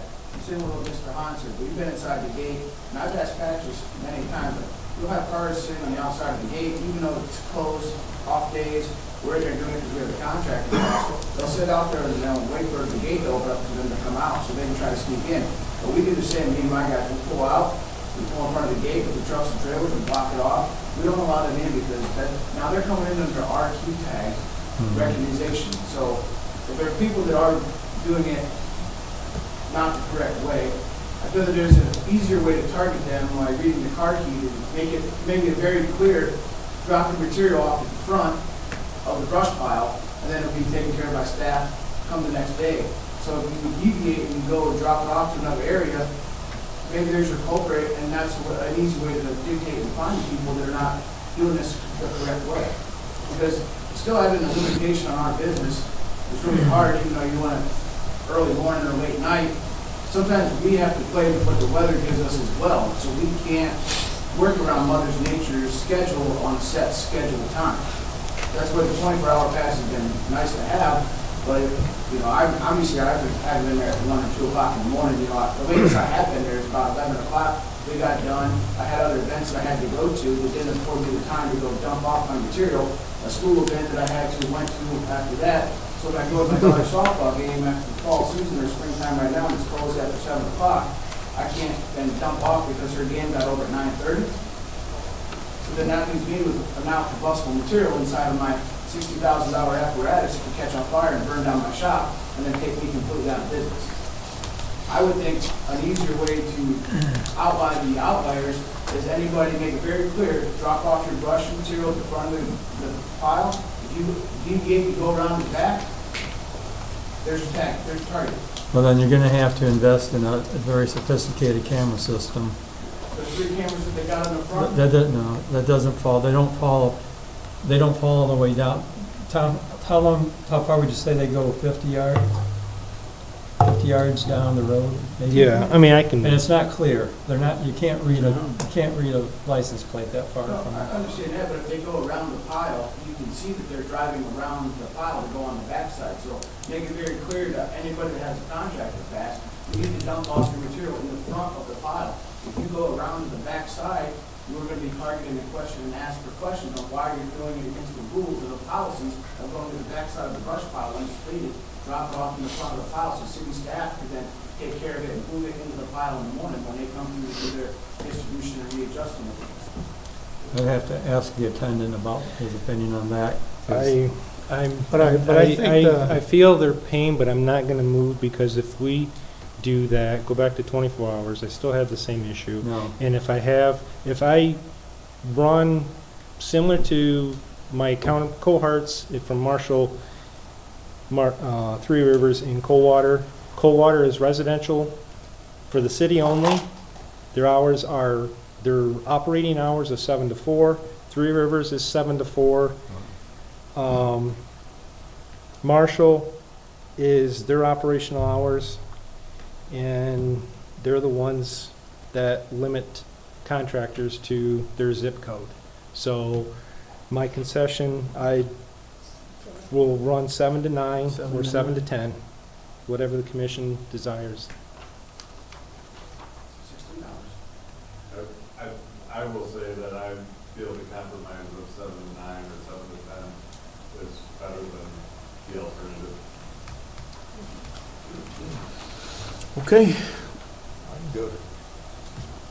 7 to 10 doesn't sound too awful bad. 7 to 9. Try 7 to 10 unless 7 to there's a 10. violation, and then we can revisit it. yeah. Yeah. Tom, how do you feel about 7 to 10? And if we have issues, we'll just change it. I put it up for commissioner to vote.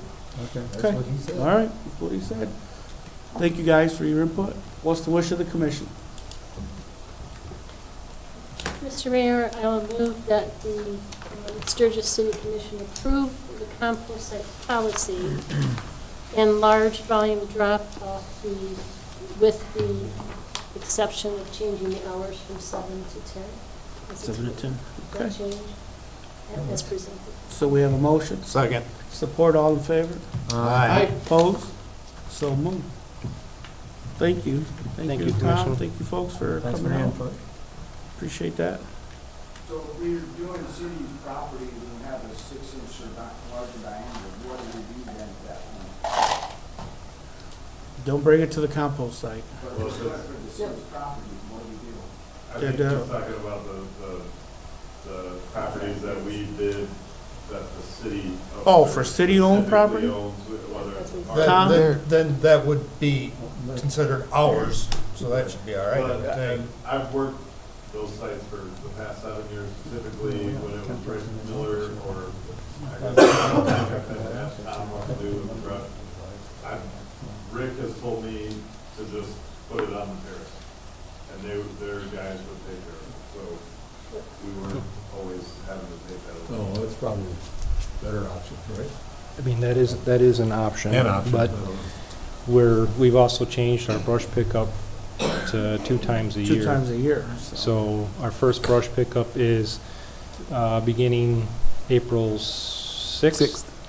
That first full week in April. So if you're doing properties, I would suggest putting them on the terrace.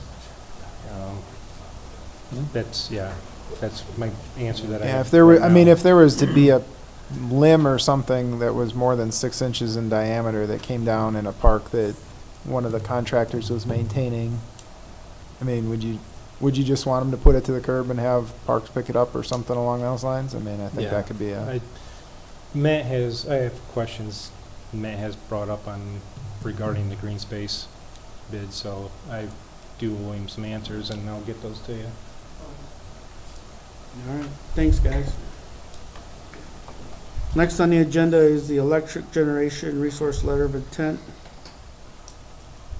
I know Chris isn't here, but Tyler's Chris here, today. so, I'll do my best to impersonate him welcome for you. tonight.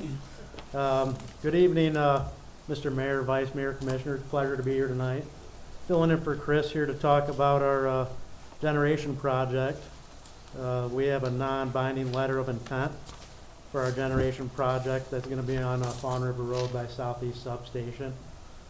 The project is in the 2027 capital budget for the amount of $13 million. We have a budgetary proposal from McAllister Cat, which is a Sourcewell contract in the amount of $10,785,000. McAllister Cat is requesting a non-binding letter of intent to place the equipment on order and solidify costs and timelines for the project. We are requesting approval to sign this non-binding letter of intent indicating the city is in favor of moving forward with this project. This being a non-binding letter of intent means the city's not liable for the cost of this project. If the commission were to decide at a later date, when we bring back the final for approval, we wouldn't be liable for the cost of this project. So I'd be happy to answer any of the questions you have Any about questions this for Tyler? project. A couple on the engines themselves, 3 of them? There's 3 of them. How big are yeah. these things? Are they like Diesel They're plant, the big- size of like a container that you'd see on Oh, like there's a a, train car. I think there's a We picture might have in a the picture folder. of it. Yep, Okay, there's a hold on. picture So in the 40 folder. feet? Yeah, 40 feet by 15 feet. Okay. So this will Per- require a building there on that? Each of them will have their own building. You'll And see, we have enough- you'll see the picture. Okay. What it Hold kinda on, looks like. yeah. It, The it almost substation looks is right like a across shipping from White container. Elephant, where we're talking about? What's That's that? correct. The substation there? Correct, yeah. Is that lot, I mean, that's a big enough, obviously you guys have done your homework, it just seems like a small lot for three Yeah. new buildings to go up with three of these big.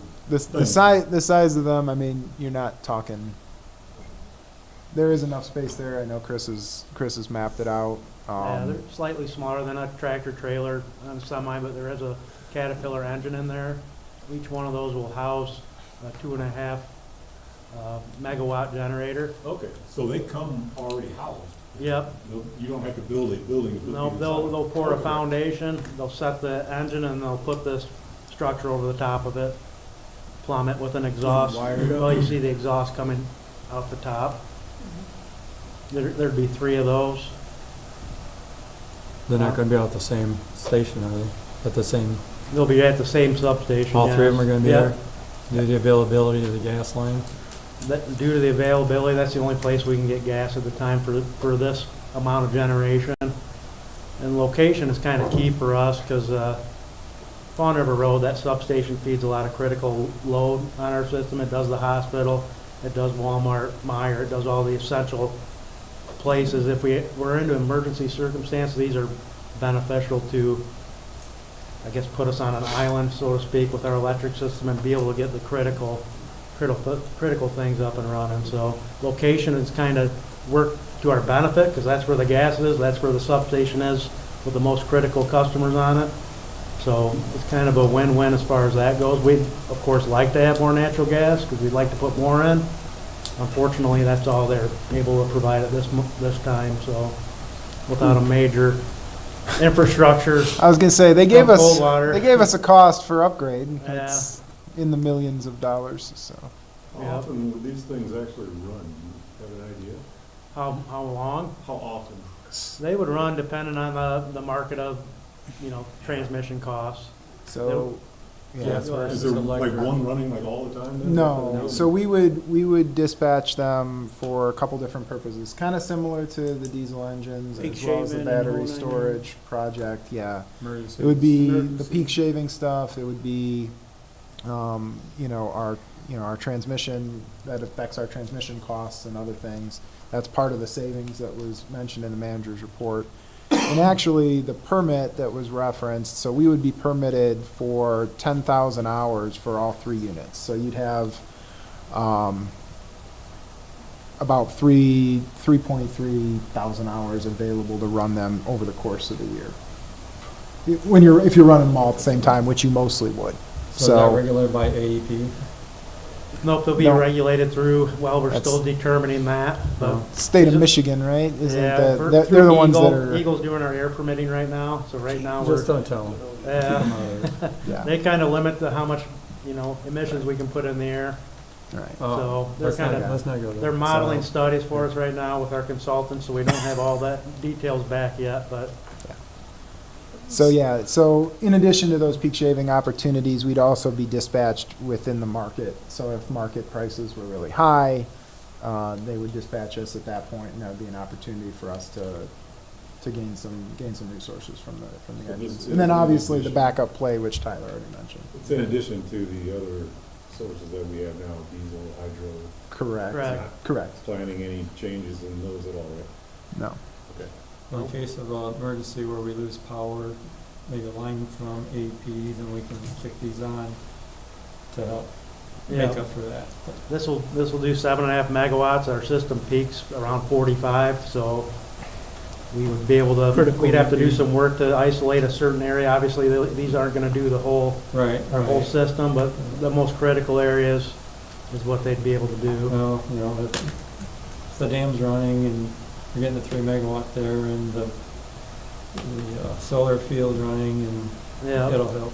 yeah, well, you kinda like to diversify your generation, kinda like a portfolio, so we have a little bit of everything, so. Um, Vice Mayor offered to do a bicycle generation as There you well go. on weekends. Well, he needed it this a couple times already. You might be back on permanent status, Vice Mayor. Any questions for Tyler? Yeah, one more. This is 2027, I see in 2030, we got another 13 million. Is that for more of this? Correct. That's what that is? Okay. Correct. More generation of some type. Not necessarily You know, it wouldn't necessarily be natural gas gas. generation. Chris and Tyler and the team have been Yeah, we looking still at a haven't number of decided options. which way to go with that. And if we did, would it work to put more there at that location, or would it have to be It elsewhere? kind of No. depends on our permitting through Eagle, how much we're allowed to permit emissions into the air in that area. I mean, I so. think strategically too, we would Yeah. probably prefer another location just from, you want to decentralize those Location, generation more resources. Are we gonna be looking at SMRs at that point? Maybe. We hear about them. Everyone knows what that is? Small mobile reactor.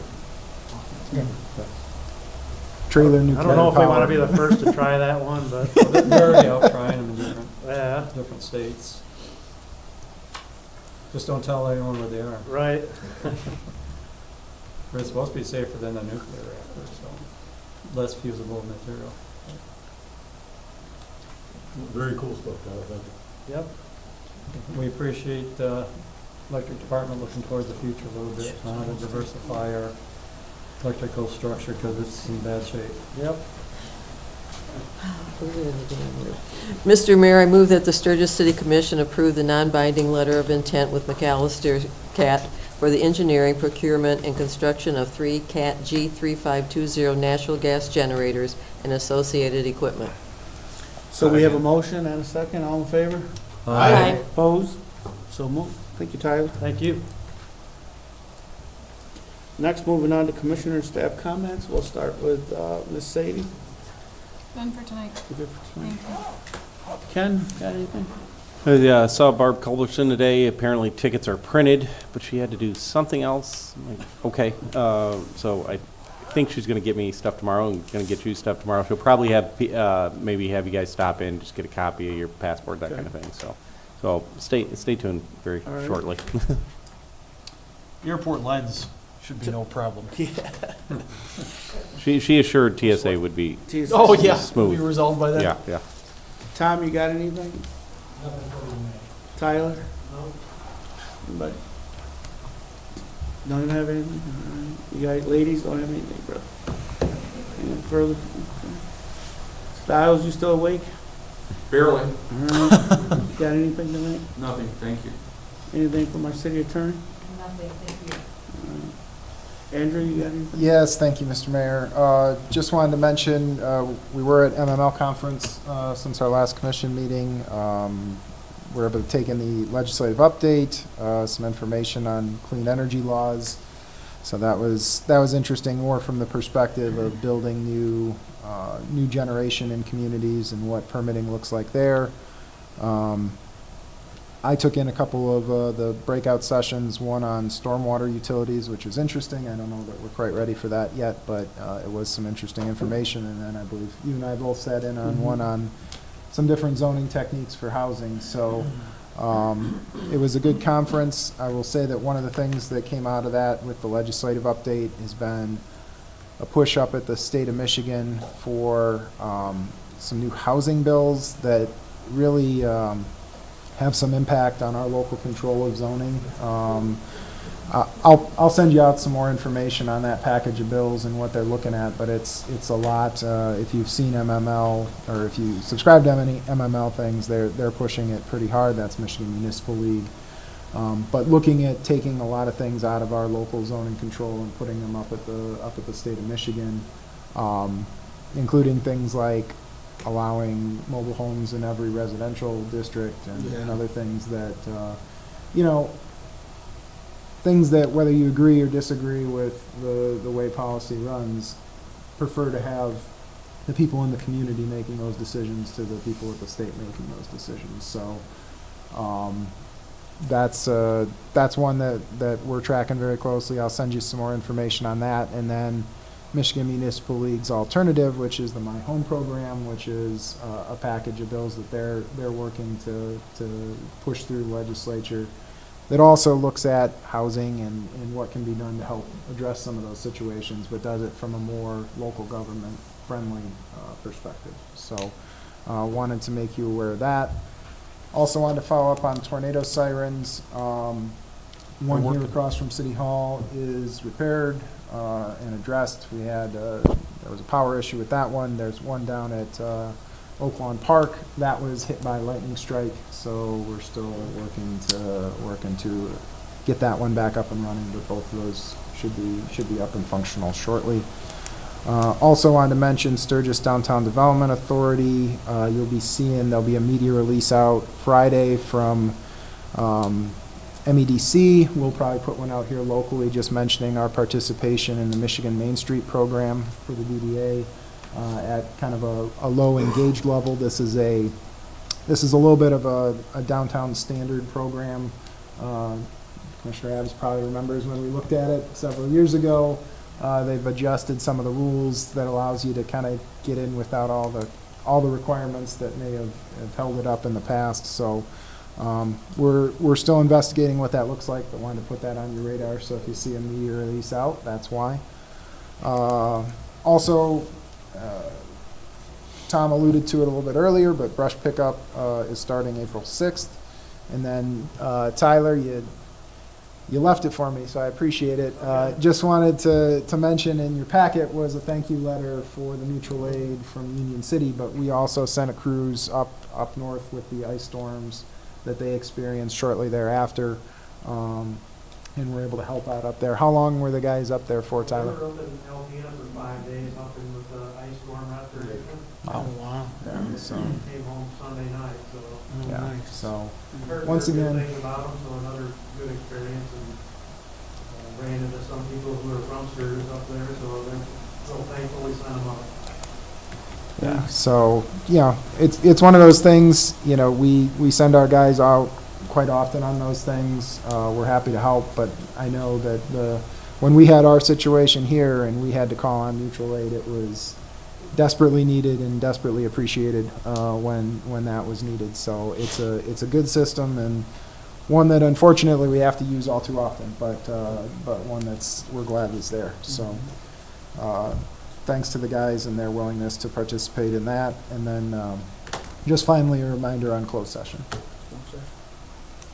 Okay, thank you, Andrew. Commissioner Harrington? No, nothing. Commissioner Adams? Nothing, thank you. Commissioner Wiki? Nothing tonight. Commissioner Miller? Just want to say thank you for Gina, Melissa, and Teresa showing up. The important work of elections is really important. And I told Ana Garcia the other day, and I don't really care where it is. It could be here at the city or at the county. When I grow up, I want to be working in elections somewhere. So that's what I'm looking forward to years down the road. So you haven't grown up yet, is that what you're saying? There's a lot to go. The retirement plan. Yeah, yep. All of Other than that, go Tigers tomorrow, whatever it is. Tomorrow. Go blue, and for our friends, other persuasions, go green, yeah, go white. But good March Madness so far. All right. Commissioner Burke? Nothing tonight, thank you. Commissioner Smith? Tomorrow is make up your own holiday day. Is that right? Yeah, so have fun. Just try not to get thrown in jail. It's always the goal. Okay, that's always the rule. That's my number 2 or 3 goal. Yeah. Vice Mayor? I was going to mention the electric department with that letter from Union City as well, but it's always nice, Andrew said it, you know, it's always nice to be receiving help from others and giving help when needed, but it's much more delightful to give help when it's needed than to have them all coming here to help us. So I'm just glad it was that way and not the other way around. And one of the people they ran into up there in Alpena wouldn't have been Mr. Jim McNeil, is that? I do not know, I believe it was in relation to our facilities manager, Dan Rose's relation. Oh, okay, something like that. Because I know he retired, I bought his house years ago when he moved to Alpena. I mean, they get around in those storms, so. Okay. He was a detective at our police force and retired. I think you got to know Jim or not, but I think that's it. I guess I'll end it with this. Kindness is loaning someone your strength instead of reminding them of their weakness. So that's all we can. I'll piggyback on what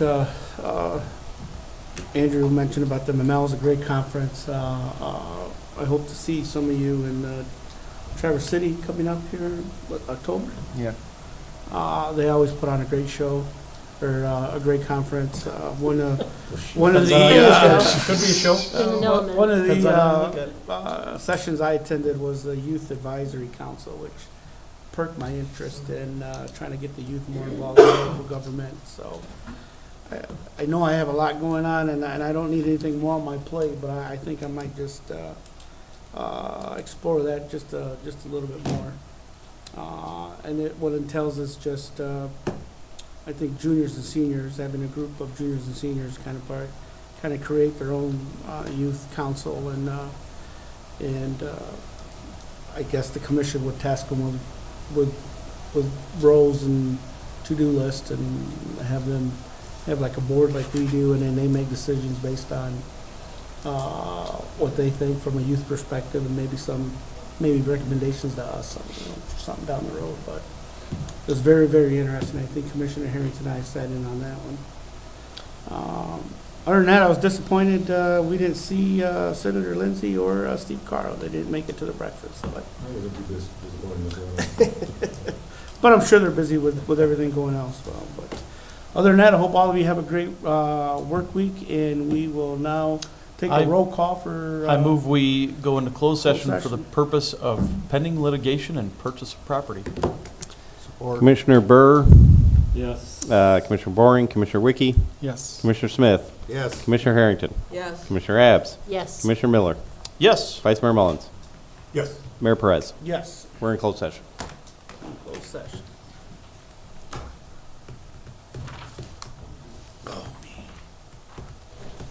I thought it was 7 o'clock, but man. Yeah, it's only 7. Sorry. Sure feels later, doesn't it? Yeah. Yeah. Every time I tell the wife, oh, it's a short meeting. Yeah, it never ends up being a short meeting. Matt just went into. So it's your fault. I didn't want to say anything, but I did it. Don't tell Raina that's not Yeah. Little guy's birthday tonight. Doesn't depend on the number of agendas. Yeah. It's the quality over We had some good conversations. Yes, we did. That was good. I think it was one of the better commissions. Yeah, we did. Because, okay, because I know that's the one thing, you can burn that stuff. Because I told you about how. You taking the first day after? Our clerk is like our utility man. I did that Thursday and Friday last week.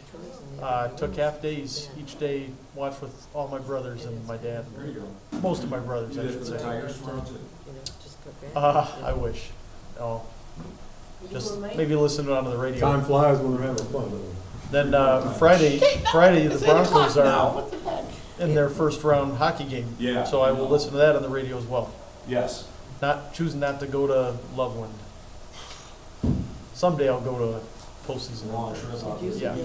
Yeah. It'd be fun. I didn't see it until I heard those guys coming. Martha? Martha went that way. This afternoon, I didn't see it either until I don't know right if before I Matt left the house. went out the door or. Mike's looking tired because he's got to go to work in a few hours. They need a board members. What time do you roll in each morning, Mike? 4. 4. I said that, I high school a couple weeks ago, I said, 4 o'clock in the morning, I said, there is one of those, you know? What's coming to be a first shift in the morning? Yeah, so Radio why you guy. couldn't do a job shadow when you see all the others. See you, Mike. Yeah.